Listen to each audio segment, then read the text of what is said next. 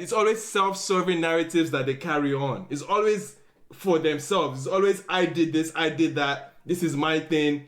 It always comes from that angle. Like if you think about all the messiahs we've had from our biggest superstars, like, it's always very self-centered. I'll speak from a certain level of bias because I don't know if anyone knows, that's they say we're Purple Rangers, so that's fair. So you get me. So Purple Rangers Unite. Rangers this is Unite. basically our album, right? Yeah. This is basically our album, right? We're waiting for this. This is our shot at the Grammys, basically. But beyond that, I think Afrobeats has had we've had this sequence of, I don't want to say unintelligent. Let me say unintelligent opinions, not unintelligent artists over time. And it's beyond, I don't think it will ever stop because I think this has existed since the 2000s, the early 2000s, when an artist is about to do something and he says something so ignorant. I think I have come to the resolution that it should not be the responsibility of these artists because of judging of where they have come from, the level of research that they put into it as individuals. For a lot of them, it's really not all about that. We can come on here and say, they should have the knowledge, they should do all that, they should do research.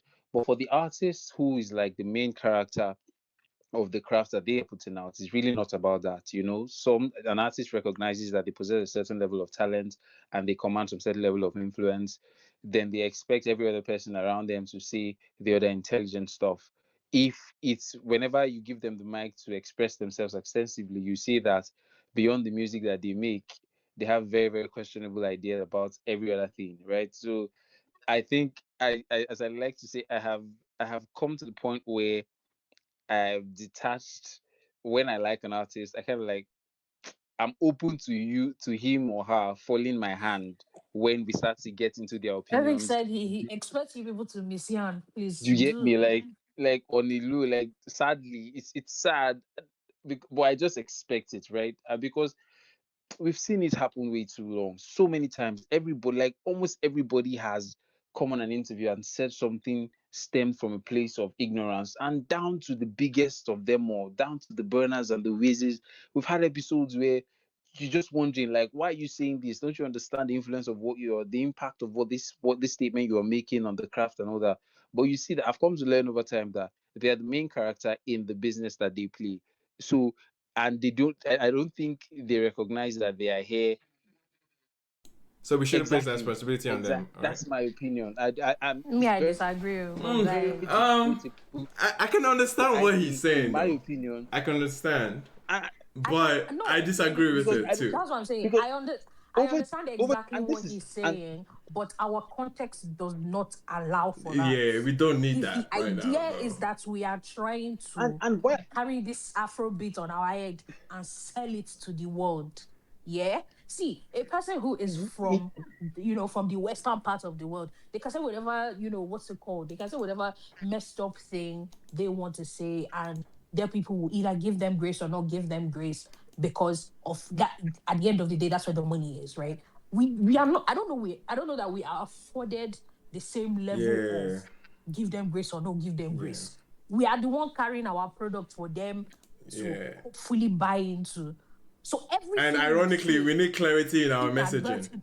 We need clarity in our messaging.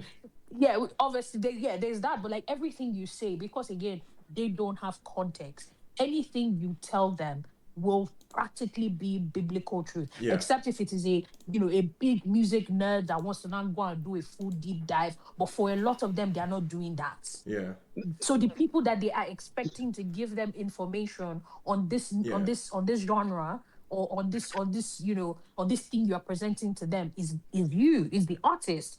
You are the fortunately or unfortunately, because of the way our music is structured and what we're trying to do with said music, the music is no longer just the export. You are the export too. Right. And whatever you say will be biblical truth to the people who have no context about us. So yes, on one hand, don't put that responsibility on them, but on the other hand, sure we are all willing to collect the consequences of if we don't give them that responsibility. Right. Real quick before. That's my. But here's the thing. But here's the thing, right? Here's the thing. Yeah. Let me just no, it's fine. I wanted to say that while I completely agree with what you've said, right? There's a whole lot of responsibility and all that. I'm saying that I don't give them the responsibility because for a lot of them, it's really not about. It's not about the game. It's all about these guys have. For example, the context now is Omah Lay. I've listened extensively to an Omah Lay interview that he did with Joe Yakan, where he talks about his journey from where he started off, and you see that the life that this guy has lived growing up, there is nothing that attributes that will make you think that he should have core knowledge of the game. This is somebody that has grown up away from the game. Survival. Music for him is like an escape. Yeah, it's an escape. Makes it to sure. this point. They will now expect them. I know that this responsibility, yes, they are the ones, as you have said, it's the music, their representation now of the craft. But whether or not we like it, I do not think because I have listened to him talk about his story. Yeah. There is no part of me that expects him to have core knowledge of Afrobeats. No, I don't. Sadly. Do I think he will learn now that he's a superstar? I do not.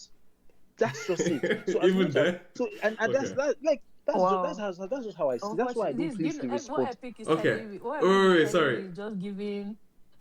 What's it called? Damned if we do, damned if we don't. No, okay. Listen, I can consider on a few things that you're saying because a few aspects of expectation to these artists is coming from the level of influence that they have now, right? For our stories to be told right, for our stories to be told to the most effective communicators. Granted, journalists are there, commentators are there, documentarians are there to help play their own part, but I think it's nothing. It pales in comparison from the direct main character. When a main character is speaking on that, or speaking on the scene, speaking on the genre, my only recommendation is if, granted, you've given this context to his upbringing, and again, music is just an escape for him. It's not like the last thing on his mind is learning the history of who came first in the 80s or who did something in the 90s, and understand the intricacies of the socioeconomic standards and how it pours into the music at the times in different eras. Expecting all of that from him, I can concede on that. To like say, okay, I'm not expecting him to be vast on all that cultural context. But at the very least, is don't project or don't give insight that you believe is correct, and in that pursuit now misinform the masses. Do you know what I mean? Like, I feel it becomes a sense of responsibility because you have such a loud mic, you have such a loud audience, people would hear everything you are saying and take it to heart. It has more authority than anyone else, right? He has way more authority. I always love to say that we are, even me myself or any other journalist, we're a speck in the entire system, right? These are the main characters. These are the main voices. So with great power comes great responsibility. You know what I mean? It's the case of that. I get you.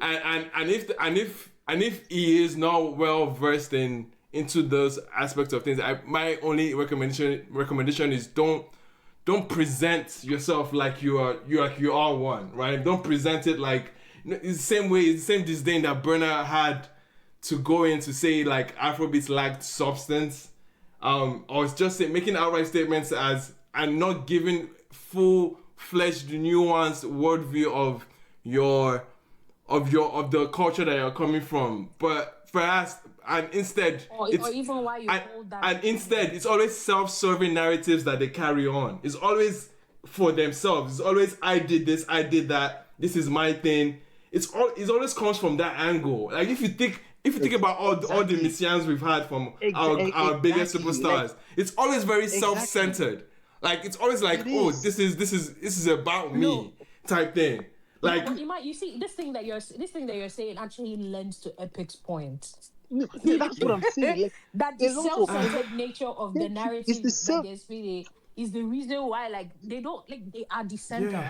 They have made themselves the center. So everything else around what is the narrative? Can I just ask that? Sorry. Oh, in this case, we're talking about the recent statement in his listening session. No. I know about that, but I mean, like, to your point on this particular instance.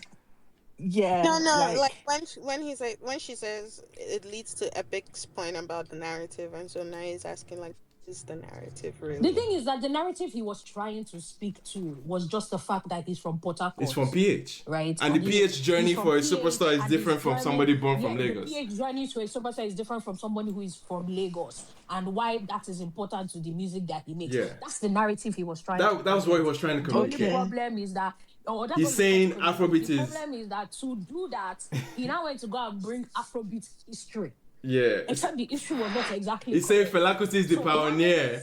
He's Yoruba, so therefore Afrobeat is Yoruba. So it's like. So Afrobeat is Yoruba from Lagos. That one thing.